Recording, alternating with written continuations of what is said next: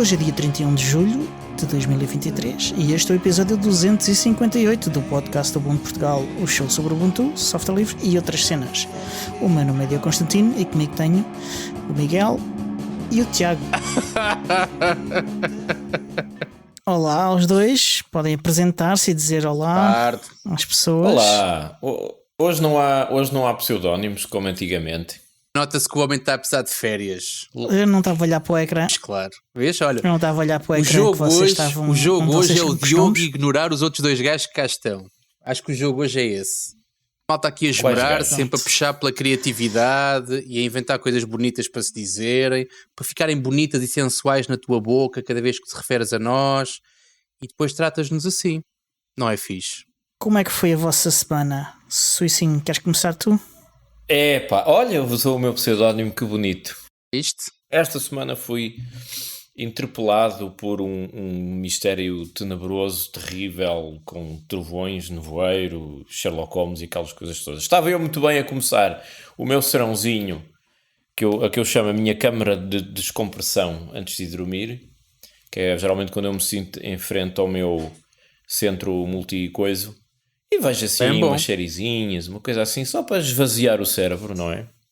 Para poder dormir, porque eu tenho de aterrar.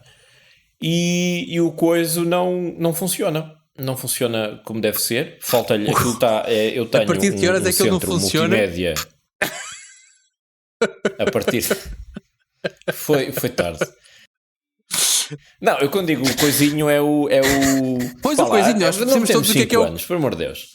Nós percebemos todos. O centro multimédia. Suicinho, coisinho, está tudo conjugado hoje. Simplinho, multimédia. Não funcionazinho, há aquela horinha da descompressãozinha. Continua, estamos a ouvir. Quem fala assim é o Rico Fazeres. Eu queria só fazer antes de começar, eu queria só fazer uma correção. Delay deve dizer-se em português desfazamento. Então, sentei-me no sofá, liguei o meu centro multimédia, que é um Raspberry Pi a correr Debian Buster, que é o Raspberry Pi OS, com LXDE. O gajo chega ao desktop, tem a barrazinha em cima, onde tem o menu e aquelas coisas todas, completamente vazia. E eu olhar para aquilo, então, não para te deitar mais cedo. O que é que se passa aqui? Também. Mas mistério, não sei o que é que se passa. Abro o terminal, reinicio aquilo, volto ao mesmo. Eu, mal. Abro o terminal, eu pensei, deixa-me cá ver o que é que isto tem, e eu decido fazer um comando para fazer update e tal, e eu até abri... O que é que eu abri? Já não me lembro. E qual é não é o meu espanto, quando o terminal está ali pendurado a ir buscar os repositórios e fica ali engasgado e depois olha para mim e diz-me assim, dá erro, não consigo chegar aos repositórios. Eu, Maria, o que é que se passa contigo? Passei as próximas 2 horas a fazer, tentar diagnosticar o que é que se passava. Verifiquei noutros dispositivos, outros Raspberry Pi, que estava tudo a funcionar, portanto aquilo, os gajos ligavam-se e tal, não estou a perceber. Fui ao router da Mel, desliguei o firewall e voltou a funcionar. E o que é que eu descobri? Que quando eu desligo o firewall IPv6 do meu router da Mel, aquele Raspberry Pi consegue comunicar com os repositórios. Se eu o ativo, deixa de comunicar com os repositórios. E eu desconfio que ele não estava a carregar tudo, porque aquilo tinha uma função de um plugin de uma adição de meteorologia que vai buscar os dados da meteorologia e estava engasgado à espera dos dados e não carregava o resto. Foi a minha descoberta. Ora, o que é que isto quer dizer? Não faço ideia. Consegui resolver o problema desligando o firewall IPv6, mas de resto, mistério. Pronto, agora imaginem, mistério. É isso, okay. Foi bonito. Se ao desligares a firewall passou a funcionar, é estranho, porque tipicamente o router do Mel, as regras de firewall estão em branco, completamente em branco, e permitem tudo. Ou alguma coisa não estava a ser mostrada e estava lá alguma regra e algum bug que provocou isso, ou alguma caixa do próprio router estava com algum problema e essa função ativou ou desativou alguma cache do router. Ou eu tenho uma explicação mais plausível, fui hackeado por hackers russos porque são um gajo muito importante. Muito plausível. Foste Muito pirateado? plausível. Foste pirateado o quê? E eles olharam para o meu router e disseram assim: vamos sabotar o Sempre falas router mal do russo, Miguel. Estava a dizer que não foste hackeado, foste pirateado. Eles não gostam. Exatamente. Mas não sei o que é que se passou, mas foi assim um episódio intrigante que aconteceu. Tu abres episódios a dizer boa tarde em muito mau russo e depois queres que eles fiquem impávidos e serenos e que não haja uma contraofensiva, é isso?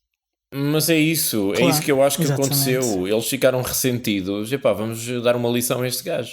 É Agora óbvio, já não vais ver os teus óbvio. filmes e séries. Sim, merecida. Toma! É óbvio. Se algum dos ouvintes tiver alguma ideia do que é que poderá ter acontecido aqui, para além de erro humano, façam-me chegar as vossas ideias. Não parece ser- giro. À partida não diria que seja erro humano, pelo menos teu. Olha que quando se fala do Mas- suicínio, o erro humano é sempre a primeira opção. Depois podes descartá-la, mas é sempre a primeira opção. Já diziam grandes Exato. filósofos como o Séneca, errar é romano. Portanto, Exatamente. Pensava, Bom. a suicídio não és. mais coisas. Temos muito pouco tempo hoje, temos imensa coisa para falar. Que eu estou a olhar para as notas, está aqui uma coleção, isto vai dar para 2 ou 3 episódios. De modo que Sim. vamos tentar Pelo menos. Vamos ver. ser breves. Olha, temos tempo, gravamos já 3 episódios, fica já o agosto despachado. Não que eu tenho que me deitar cedinho. Olha a boneca. Mais coisas desta Estás a ver semana. cedinho? Sim. Que é para ficar para ficar vaziozinho. Vai lá, suicínio. Vá lá, dá-lhe, está quase. Então, ultimamente preciso de uma doca para encaixar aqui o meu portátil ThinkPad, aquele que falei há muitos episódios atrás, que é muito lindo e tal. Mas ultimamente tenho andado a tirar e a pôr o laptop aqui do meu sistema. Tenho aqui um switch para ligar a aparelhagem toda. O computador de colo, o quê? Não percebi. Tira, põe. Falaste Não, num computador de ouvi. colo Sim, um computador de colo, um e de portátil. um computador. E falaste de um computador também, não foi? Sim, um computador. Ah, ok. Eu tinha percebido outra coisa, desculpa. Vá lá que estamos a aprender qualquer coisa. E então, estou farto de tirar cabos e pôr cabos cada vez que eu tenho que tirar e pôr aquilo. Eu pensei, tenho que arranjar uma doca para encaixar aquilo em cima da doca e está a andar. Fui à procura. Ora, e não é que no site da Lenovo tu andas à procura de uma doca compatível e não há. Eles $20, eBay. não têm lá nada. Sim. $20 no eBay. Não vais, no outro sítio é sempre uma pornografia.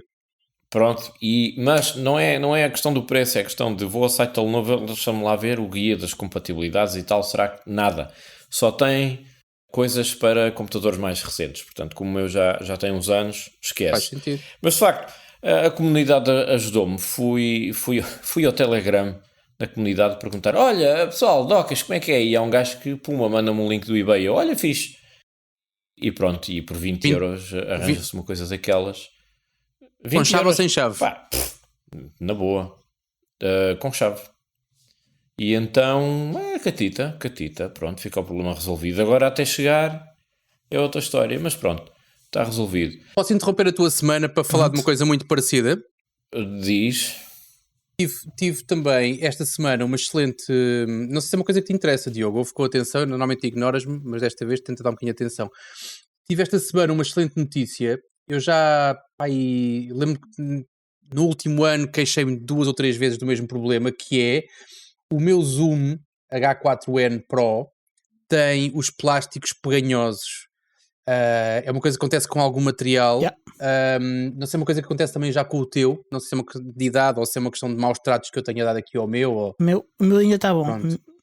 Mas é provável que vai acontecer. Eu olhei, isto como é um material muito robusto, tem aqui 4 parafusos que dá a ideia que são muito fáceis de operar, e então finalmente consegui esgravatar, não no eBay, não no site da Zoom, não nos canais oficiais, não no Telegram, porque não acredito que no Telegram eu encontro muita gente que tenha uma coisa igual à minha, mas consegui um site francês de peças, de montes de coisas, e então tem as últimas unidades.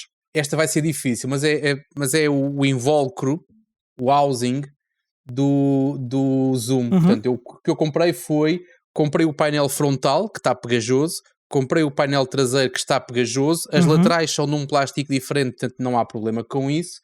Estou só à espera que chegue. Irritou-me, mas dada a especificidade, respirei fundo. Irritou-me porque paguei mais em portos do que no artigo em si, que é uma coisa sempre que me irrita, que é fazer mais negócio com os correios do que com o vendedor do produto, mas às vezes é uma inevitabilidade. Sim. Eu confesso que não estava nada confortável de cada vez que lhe tocava, porque fica nojento mesmo, é mesmo muito desagradável. E então decidi... Eu sei como é que isso é. Estou à espera que chegue também, portanto não sei o que é que vai chegar primeiro, se é a doca do suicinho, se são as minhas partes suplentes, mas sim, também fiz uma compra assim de fora de lista e de coisas raras. Fiquei logo com a ideia se ia comprar 2 ou não, porque eu estou a dizer que são as últimas unidades. O que eu vou ver é, se for exatamente do mesmo plástico original... Vamos ter de me dar a oportunidade de comprar. O teu está ótimo, portanto não tens de estar a comprar... O que eu estou a pensar é, se o que vier... O meu ainda não está nesse estado, mas já há de ficar. Pois não sei.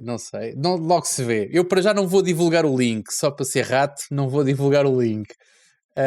Depois, quando chegar o artigo e quando eu fizer a primeira substituição, depois logo hei de relatar aqui e logo vejo se vou comprar 2 para ficar na gaveta. Qual é o problema? É que se eu comprar agora 2, vão ficar pegajosas provavelmente ao mesmo tempo daquelas que eu vou pôr agora, portanto nem sequer tem grande utilidade, digo eu.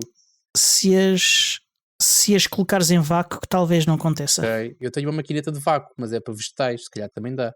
Está bem, vamos ver. Okay. Mas desculpa, Miguel, Suicinho, podes continuar.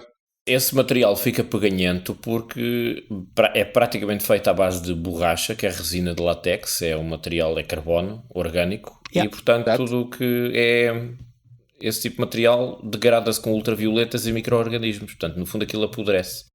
Eu não sei se não seria preferível limpar esse material emborrachado com acetona, uma coisa assim do género, ou diluente sintético, e deixá-lo todo lisinho e pronto.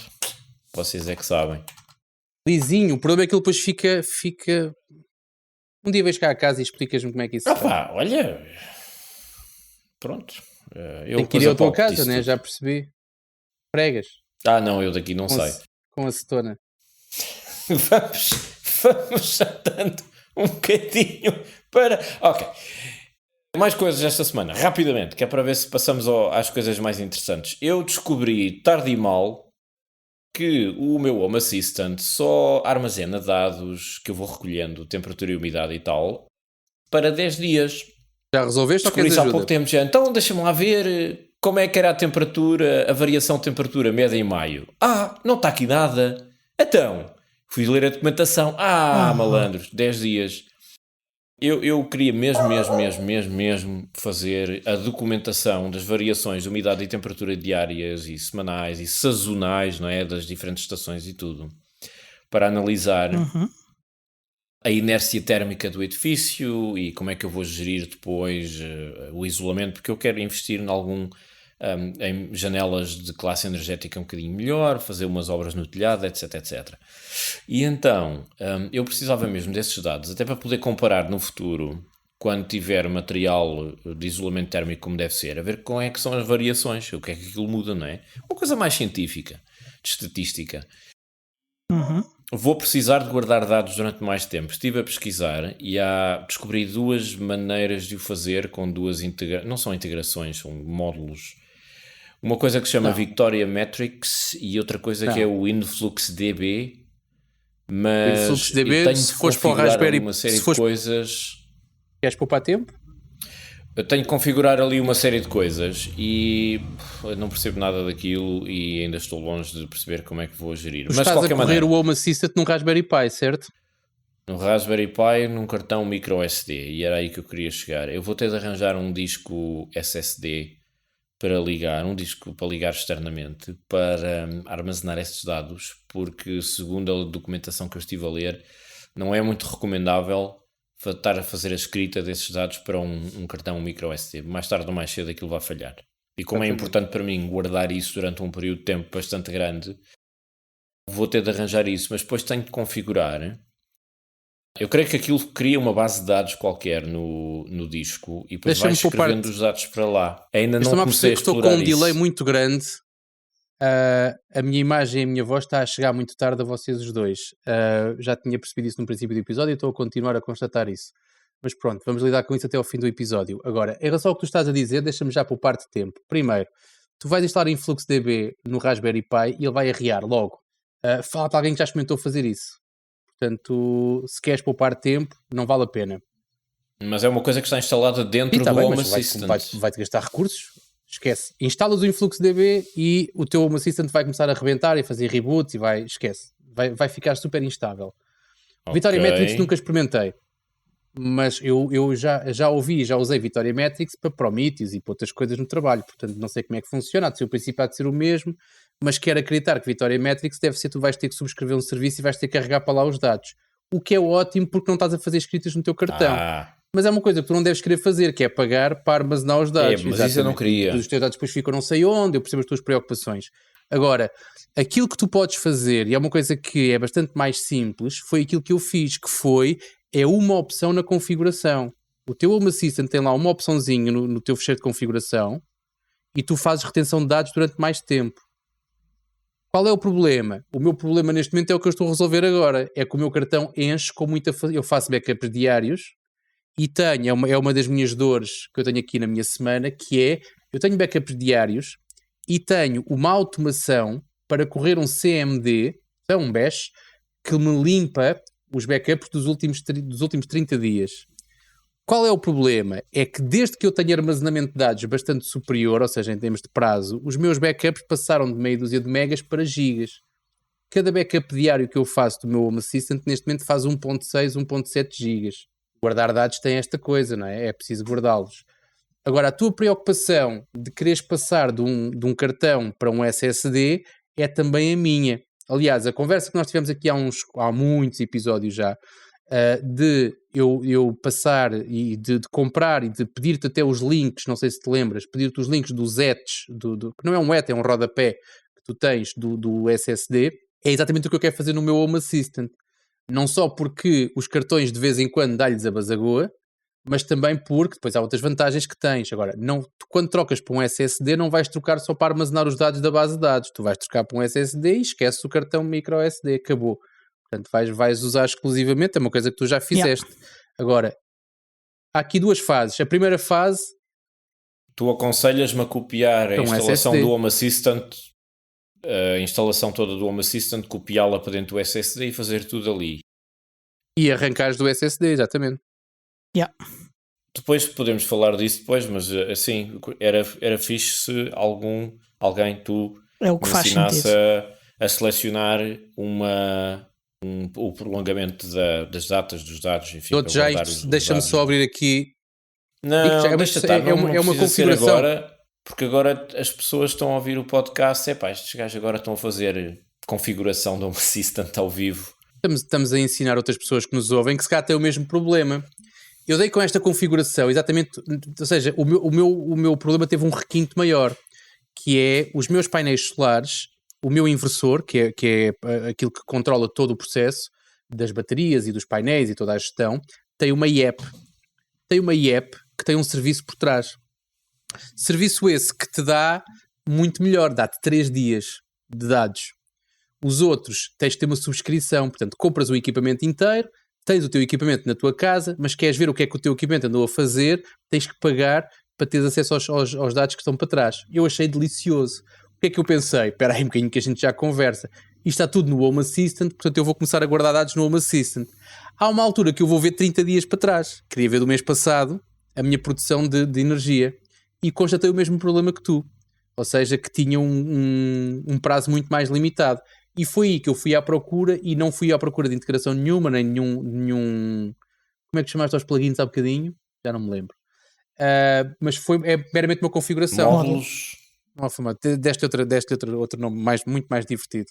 O Home Assistant, o que ele oferece logo por omissão é precisamente teres um SSD e durante o setup passas a instalação para o SSD. E tens lá aqueles dados todos, e tens lá os backups e o SSD também que tu quiseres. Certo, pronto, tenho de fazer isso. E agora ainda tens a possibilidade de fazer os backups para storage remotos, porque desde a versão do mês passado do Home Assistant Yellow ele suporta storage remoto. Começa a achar que estamos todos com lag.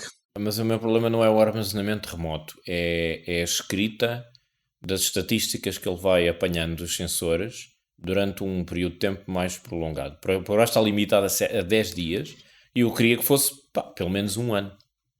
A ver, 2 anos. Sim, mas para escreveres tens de escrever em algum ano, não é? Sim, vai ter que ser escrito no SSD. E vou ter que clonar a instalação que está no cartão para dentro do SSD também. Mas eu suponho que isso deve ser relativamente fácil. O Home fácil. Assistant faz-te isso. Faz? Ok, tenho de descobrir onde.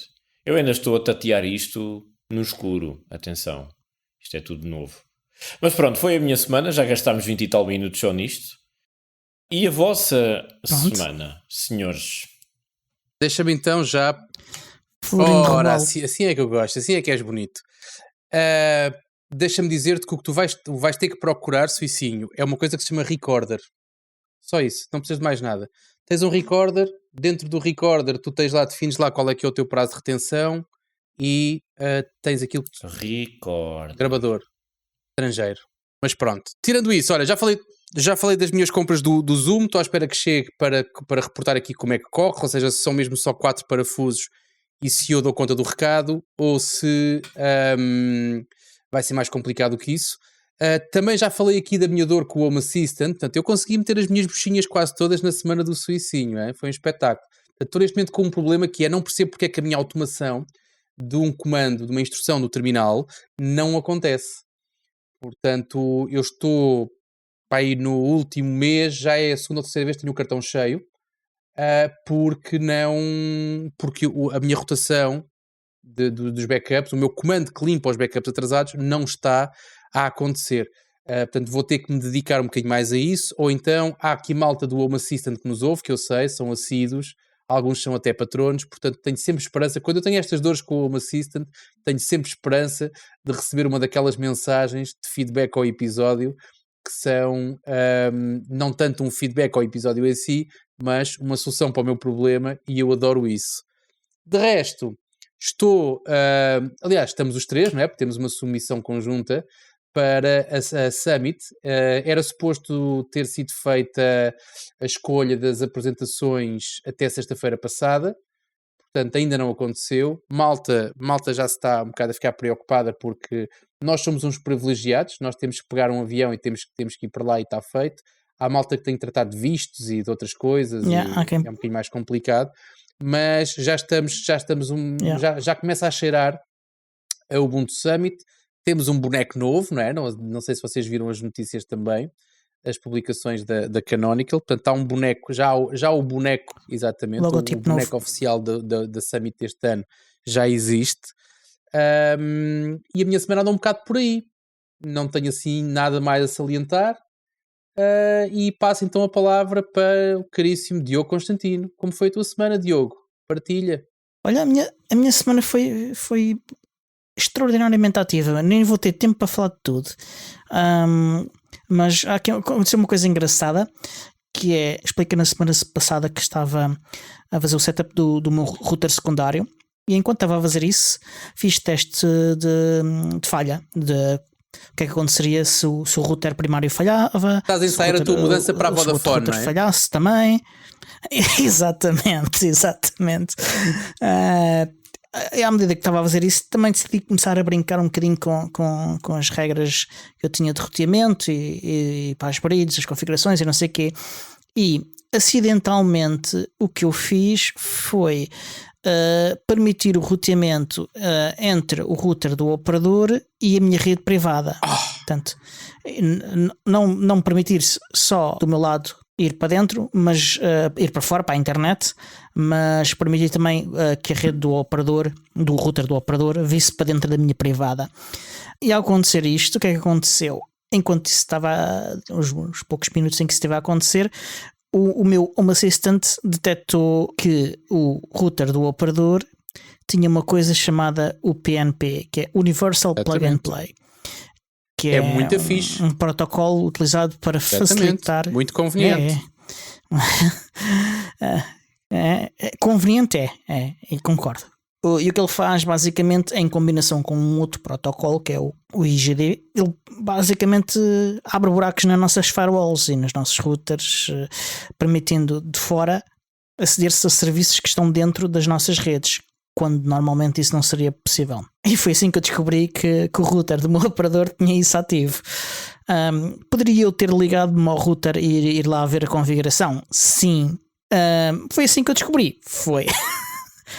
Pronto, eu fui lá desligar, porque o Universal Plug and Play é um enorme buraco de segurança há décadas. E pronto. E que mais? Um bocado relacionado com isto, fiquei desapontado com as definições de rede do GNOME, porque eu não consigo meter no GNOME configurado 2 default gateways. Consigo colocar quantos gateways eu quiser, mas ter 2 default gateways com métricas diferentes para ele fazer failover caso através de um eu não consiga chegar à internet, ele não me deixa. É claro que isto é possível no Linux, e se eu mexer nas configurações de outra maneira, consigo configurar isso, mas a interface gráfica das definições do GNOME não permite. O que mas tu queres fazer isso? Tu queres fazer isso no teu desktop, ou queres fazer isso na rede e o teu utilizador não tem que se preocupar com isso? No desktop. Não faz muito sentido. No desktop fazia não faz sentido. sentido. Tu tens um router que tem as 2 ligações, a principal e a de failover, e qualquer utilizador da tua rede... Sim, mas eu não tenho um router com as ligações. Mas eu só tenho uma ligação. Sim, eu percebi essa parte. Mas tipicamente aquilo que tu fazes, não deixas isso no desktop. E a falha que eu estou a tentar, colmatar aqui, não é uma falha do acesso à internet com esta configuração. É uma falha do router, do gateway, vá. Portanto, eu faço uma configuração qualquer ou um update qualquer que lixa aquilo tudo, enfarelha aquilo tudo e deixa de ter roteamento para a internet. Eu percebo isso. Agora a questão é, tu a fazeres isso vais ter que replicar essa configuração em todos os teus clientes da tua rede. Enquanto que se fizeres isso a montante, toda a tua rede fica salvaguardada com um failover. Sim. A solução é usar DHCP. E com DHCP a configuração fica automaticamente em todos. Deixas essa configuração para a infraestrutura e não para os teus provavelmente é isso que eu vou fazer. Exatamente, é o que faz mais sentido. E provavelmente é isso que eu vou fazer, mas não para já. Eu sei que tu moras sozinho e que só tens um computador, portanto só tens um cliente. Agora imagina que tu moravas com mais pessoas e que tinhas mais equipamentos. Tinhas de estar a replicar essa configuração em todos os equipamentos e tinhas configurado depois telefones, outro tipo de equipamentos que têm até configurações bastante mais limitadas, provavelmente.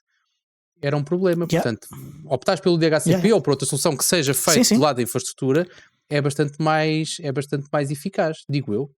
Sim, mas aqui o objetivo era testar e começar a ter esta configuração. Eventualmente vou configurar o DHCP, mas não vai ser ainda. Há outras prioridades que hei de falar depois. Entretanto, no sábado passado houve evento no Centro Linux, um evento dedicado a Tor, Snowflake e GlobalX, que falámos aqui a semana passada. Foi bastante participado, houve além de haver muita gente a aparecer, em particular para esta época do ano, surpreendeu-me a quantidade de pessoas que apareceu. As pessoas estavam super interessadas, montes de perguntas.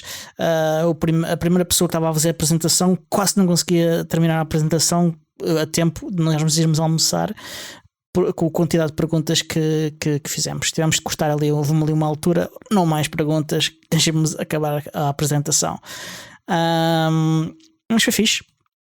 Aprendemos a usar as ferramentas, aprendemos a instalar as ferramentas, encontramos e reportamos bugs. E quero deixar aqui o obrigado à Privacy LX e à comunidade de direitos digitais em geral pela sua muito ativa participação, que fez este evento um grande sucesso. Vai haver alguma sessão posterior? Se houve assim tanta procura, é possível que isso esteja a ser planeado? Nestes temas assim não. Houve vagas ainda disponíveis, portanto não foi por esse motivo que as pessoas não assistiram, mas a Privacy LX faz regularmente eventos deste tipo quase todos os meses, portanto não é por não haver no Centro Linux mais eventos deste tipo que vão ficar impedidos de obter este conhecimento. Portanto, eles costumam fazer nas bibliotecas municipais as pessoas que lá estavam, se calhar, agradeceriam uma possibilidade de aprofundar um bocadinho mais aquilo que aprenderam. Daí, sim, se calhar, terem tantas isso, perguntas. o ideal é irem à procura. Não foi por isso. Não foi por isso. Estou a brincar. Não, a Privacy LX organiza estes eventos e é uma boa, e aí tem toda a oportunidade de fazer isso. O Central Linux não pode estar sempre a repetir os mesmos temas, que senão não fala de outros temas. E há sempre gente a pedir a repetição de temas, não, independentemente de que seja que sessão for, há gente a pedir. Isso é de grande. E alguns já sei que vou repetir, eventualmente outros, mas tem que ser com um espaçamento maior. Para dar a oportunidade a outras coisas. Mas pronto, além disso, estava a ver um vídeo sobre a nova versão do Inkscape, que é uma ferramenta que eu vou usando com alguma regularidade. E descobri um canal fantástico. Esse canal em que eu estava a ver o vídeo, um canal de YouTube, é fantástico. Eles, além de fazer explicações detalhadas a cada versão nova do Inkscape, das novas funcionalidades que são adicionadas, ele tem vários tutoriais sobre como fazer montes de coisas com o Inkscape e com o Inkscape e com o GIMP. Portanto, quem está interessado em utilizar essas ferramentas e quer boas explicações e como eu não percebo nada dessas coisas, recomendo este canal vivamente. E pronto. Recomendarias esse canal para pessoas que trabalham com fotografia e design gráfico, que estão habituados a produtos proprietários, por exemplo, da Adobe? Se tiverem interesse em usar GIMP e Inkscape, sim, senão não. Se tiverem interesse em utilizar Inkscape e GIMP, sim, senão não vale a pena. A questão dessas pessoas normalmente é sempre a mesma, que estão muito habituadas aos plugins que usam, que fazem aquelas coisas e que depois chegam a outros softwares, não interessa se é o Inkscape ou o GIMP ou outro qualquer, e como não têm o mesmo plugin com a mesma funcionalidade, sofrem sempre e acabam sempre por voltar à mesma solução. A questão não é o core. Yeah. Não é o programa de fundo. Eu tenho um problema idêntico, mas é ao contrário. Se me pusessem em frente ao Photoshop, eu estou habituado ao GIMP e não desisto rapidamente e volto ao GIMP. Sim. Portanto, provavelmente não conheces. Eventualmente, eu percebo mais ou menos o mesmo dos dois, que é pouquinho ou nada. Mas eu acredito que as ferramentas de base estejam tanto num como no outro. Acho que a questão não se passa com as ferramentas de base. O teu estranhar do Photoshop provavelmente é porque não tens hábito, estás demasiado acostumado a outro software. Agora, quem usa Photoshop está muito habituado a ter um conjunto, e não é só é um conjunto de software, de plugins que lhes permite fazer, e depois cada pessoa usa o seu próprio conjunto de plugins. É um bocado como os softwares de áudio também. Um dia temos que tentar convencer, andamos há anos a dizer isto, convencer o Alex para vir a um episódio, porque fala com o Alex e vais ver que ele gosta do software, que eu não sei qual é o software que ele usa para editar áudio, mas ele gosta certamente do software que usa para editar áudio, não só pelo software em si, mas pelos plugins que ele já tem e que fazem exatamente aquilo que ele precisa que façam. A questão é essa. E pelo dinheiro que ele investiu neles. Não sei, mas também é uma boa, também é um bom fator, sim. Eu estou familiarizado com o problema porque... E no caso do GIMP, lido muito com no caso do GIMP ainda outra coisa, que é o GIMP falta-lhe ainda algumas funcionalidades de base que as pessoas que fazem este tipo de edição profissional estão à espera. Em particular que é a edição não destrutiva. E enquanto alguns estão para ter o trabalho suficiente para fazer as mesmas coisas com mais 4 ou 5 cliques ou o que for, alguns não estão e se as pessoas não estão dispostas a fazer isso, também não há nada que se possa fazer. É o velho Mas problema. Pronto, adiante. Notas rápidas e apelos. Uma nota pessoal. Esta versão, esta semana aliás, vai ser uma nova versão de Home Assistant, a versão de agosto. Sempre que há uma release, Home Assistant há um stream de release party, que este vai ser dia 2 às 20 horas. Se quiserem assistir ao mesmo tempo que eu e indo trocando ao mesmo tempo umas impressões comigo, digam-me qualquer coisa e a gente combina aí qualquer coisa, uma chamada, uma videochamada. Que tipo de impressões é que tens para a troca? E não sei, dependendo do que acontecer durante o stream, é que vamos ver. Não sei se estás a acompanhar, Suicinho, não? Tens respostas? Podemos fazer comentários como se de um jogo de futebol se tratasse? Estou para a troca, podes. Aqueles clássicos em que estão dois comentadores. Acho que isso é um bocadinho intenso demais para... Acho que isso é um bocadinho intenso demais. Mas sim, mas a ideia é ir trocando. Não vejo isso. Canção, a ideia é ir trocando opiniões à medida que vamos assistindo. E olha, isto é interessante, não é interessante. Olha, queres comentar isto assim por causa disto aqui e tal, coisas desse tipo. É só como se estivéssemos a ver a bola, vá. Só que em vez de ver a bola, estamos a ver a release party do Home Assistant. Cá está. Deitando aqui o olho no nosso chat dos patronos, conseguimos ter aqui uma visão sobre exatamente resposta às tuas dúvidas, Suicinho, em que temos aqui o nosso patrono Carreira a dizer que de facto usa o seu Raspberry Pi ligado a um SSD sem micro SD, portanto é uma opção que se tem que ativar, essa parte eu também sabia, mas não há cartão envolvido no barulho, portanto é 100% SSD. E ele também te informou, portanto eu estou aqui a servir de escrivão, também te informou que existe um Vittoria Metrics que tu podes alojar na tua própria infraestrutura, mas que ele não recomenda. Ele não especificou, não apresentou razões, mas é bastante enigmática a opinião do nosso patrono, dizendo que não recomenda. Portanto, é para nós imaginarmos o resto. Eu confio, não há problema. Ok. A seguir, o Ubuntu 22.10 já não tem suporte, façam upgrade. Ubuntu, Studio, os flavors, tudo. Portanto, não se esqueçam que tudo. Todos, sim. Um apelo, façam submissão das vossas apresentações, dos vossos workshops, dos vossos podcasts para o Bucon Portugal 2023, a Call for Paper está a decorrer, tem até alguns quase perto de fim de agosto para submeter, mas quanto mais cedo submeter, ainda há melhor. muitas slots livres? Há muitas slots livres, até porque eu ainda não fui percorrer nenhuma resposta.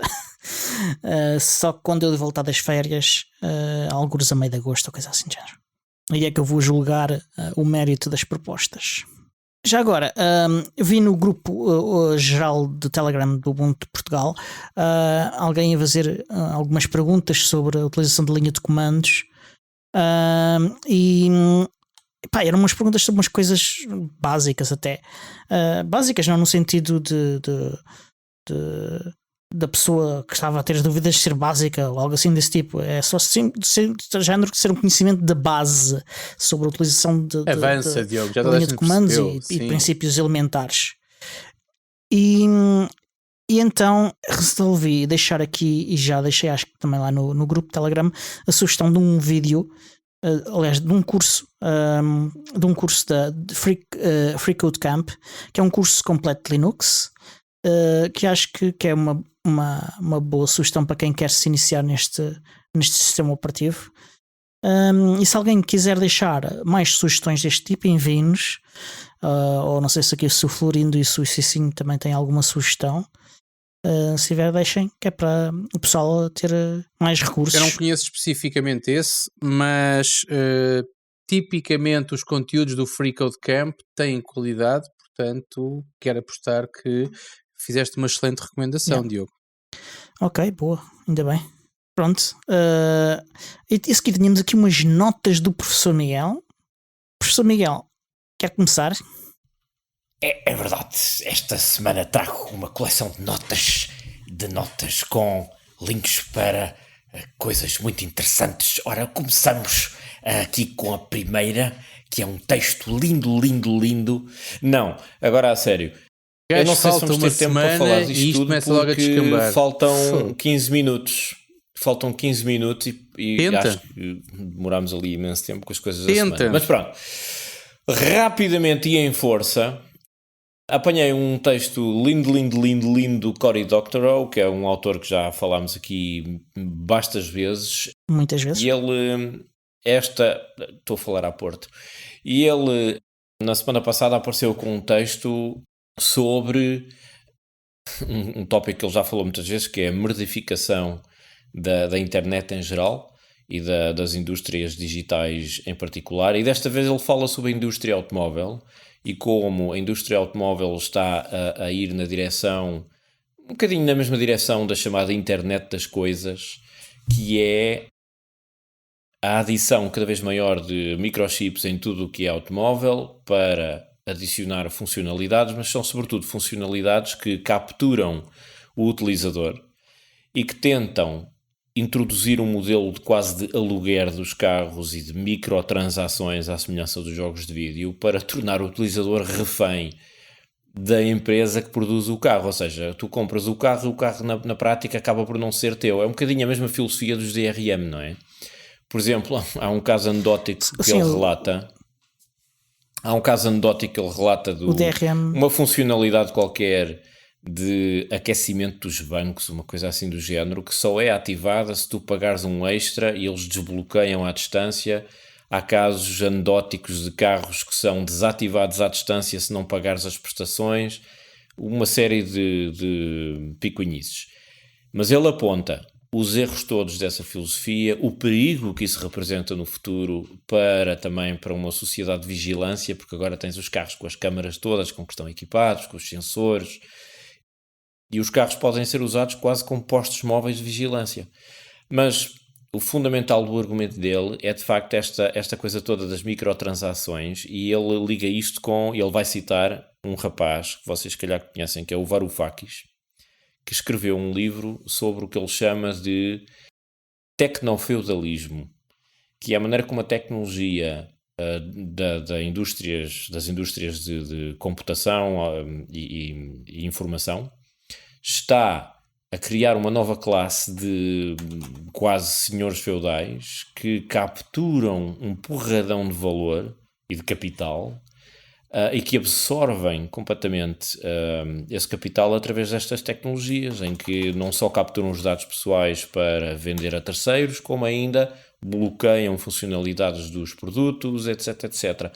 Então, o link fica nas notas, vale muito a pena ler, ele explica muito bem, o próprio artigo tem imensos links para outras coisas e vale mesmo a pena explorar isto. Noutras notas, muito rapidamente, eu queria só dizer que, sim. Quero só deixar aqui a nota, porque falaste em o carro ser um equipamento de vigilância,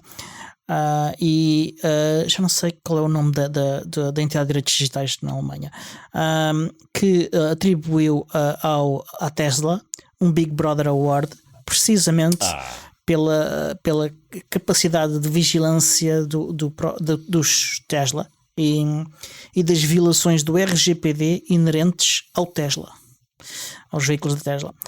Porque, por exemplo, o condutor é filmado, o som, não me lembro se é capturado, senão não me lembro disso. Som ambiente, sim. Mas, e de facto, eles pedem permissão ao dono do carro. Mas se o dono do carro emprestar o carro a alguém, essa pessoa não deu autorização, nem os passageiros, nem as pessoas que estão a passar ao lado do carro. Nem os transeuntes. Exatamente. Exato. Portanto, a propósito disso, só para apontar, houve um escândalo muito recentemente que envolveu a Tesla, porque houve uma fuga de dados e aparentemente fuga de comunicações internas da empresa. O grupo de suporte de apoio ao cliente que recebe, eu não sei se foi o grupo de apoio ao cliente, se eram engenheiros mesmo. Havia comentários nas conversas privadas entre os funcionários da Tesla e piadolas que circularam com vídeos e fotografias dos utilizadores. Inclusivamente pessoas que estavam a fazer coisas divertidas dentro dos carros uma com a outra e coisas assim. Portanto, isto é violação de privacidade total. O mesmo em Portugal com a Securitas, portanto não vamos alongar a conversa, mas essas histórias são muito frequentes. Sim. É possível. Agora, eu vou um bocadinho mais atrás. Nós todos aqui, eu não vou dizer o nome da pessoa porque não lhe pedi autorização, mas todos nós aqui conhecemos uma pessoa que a dada altura da sua vida comprou um Nissan Leaf. Ele disse, ok, eu quero um carro elétrico, ok, é este o carro que eu quero, ele não vai estar ligado a rede nenhuma, está bem? E o senhor que lhe vendeu o carro achou aquilo muito estranho, achou primeiro que ele estava provavelmente a brincar, não sei, mas ele disse, não está a perceber, se isto se ligar à rede, eu não compro o carro. Portanto, o carro vem desativado com tudo. O que ele diz que às vezes é uma chatice, porque dava-lhe jeito de saber onde é que estão os postos de carregamento, lá na aplicação, que está no próprio carro, ou seja, ele perde funcionalidades, mas pelo menos o Nissan Leaf, eu já andei nele, portanto posso dizer que ele anda, dá para utilizar, não concordando ou não ligando à rede e quando eu falo a rede, não é a rede elétrica, como é óbvio, estamos a falar da rede de comunicações da Nissan neste caso. Não sei se os Tesla permitem também operar se o utilizador não concordar com essa vigilância abusiva. Não sei, temos que comprar um Tesla ou tem que nos enviar um para a gente ver. Já não me lembro. Para ver se conseguimos usar o carro ou não. Já não me lembro, mas provavelmente deve estar mencionado no vídeo dos Big Brother Awards. É possível. Porque eles calculizaram isso tudo. O problema eu tenho por obrigações familiares, tenho que ter o WhatsApp instalado. E depois, por contaminação, já que lá está, há pessoas que depois de vez em quando tentam a sua sorte.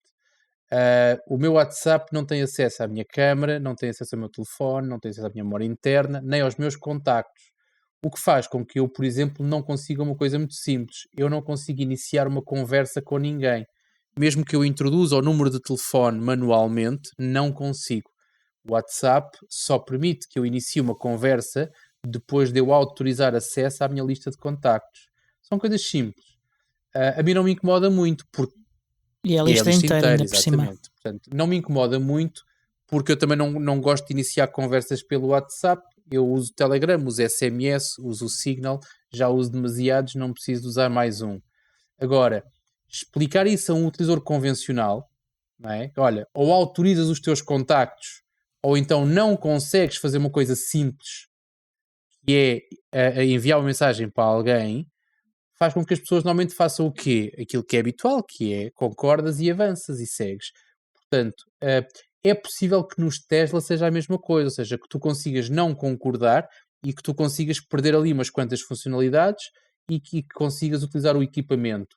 Ou não, ou então não consegues de todo, não sei. Portanto, Tesla nunca experimentei, portanto nunca analisei o problema, não tenho mais dados. Se alguém que nos está a ouvir tem mais informação que se queira juntar, já sabem, feedback, e-mail, mensagens, o que for. Nós somos fáceis de encontrar. Yeah. WhatsApp é que não. Agradeço que não. Porque é um tipo de comportamento que é quase uma chantagem. Queres ter as funcionalidades, tens de te vergar estas exigências. Sim. Ainda a propósito, já falámos aqui sobre isso antes, mas eu creio que o Renault Zoe também tem uma funcionalidade semelhante de não funcionar se não estiver ligado à rede, tanto que até vem com um cartão SIM para se ligar à rede móvel. E eu soube de um caso anedótico de um Renault Zoe que ficou parado, teve que ser empurrado à mão para pegar porque não estava a apanhar a rede da rede móvel. Olha então, que bom. Teve que ser empurrado uns metros só para fazer o motor pegar para se ligar à rede móvel. São coisas curiosas. Os Teslas também estão igualmente ligados diretamente com cartão SIM. Por isso é que eu digo que o carro do futuro é o MM. O resto é conversa. Elétrico. Mas pronto. Ainda temos tempo para mais algumas notas ou nem por isso? Ou vamos já para as notícias? Porque isto está quase. Diogo? Manda uma. Faz já uma nota. Tenho que escolher uma, não é? Então, se eu tiver de escolher uma, vou escolher uma que é para as pessoas irem para casa estudar. Escolhe aquela. Que é assim a mais importante. Vou escolher a última que eu tinha aqui, há uma data delas, mas eu não percebo nada de LLM, Large Language Models, mas apareceu aí algures na internet um artigo fantástico, que eu já estive a ler, que explica de forma simples, entre aspas, como é que funciona de facto um LLM, dita de outro modo inteligência artificial, etc. E explica com alguns modelos matemáticos, mas é fácil de entender.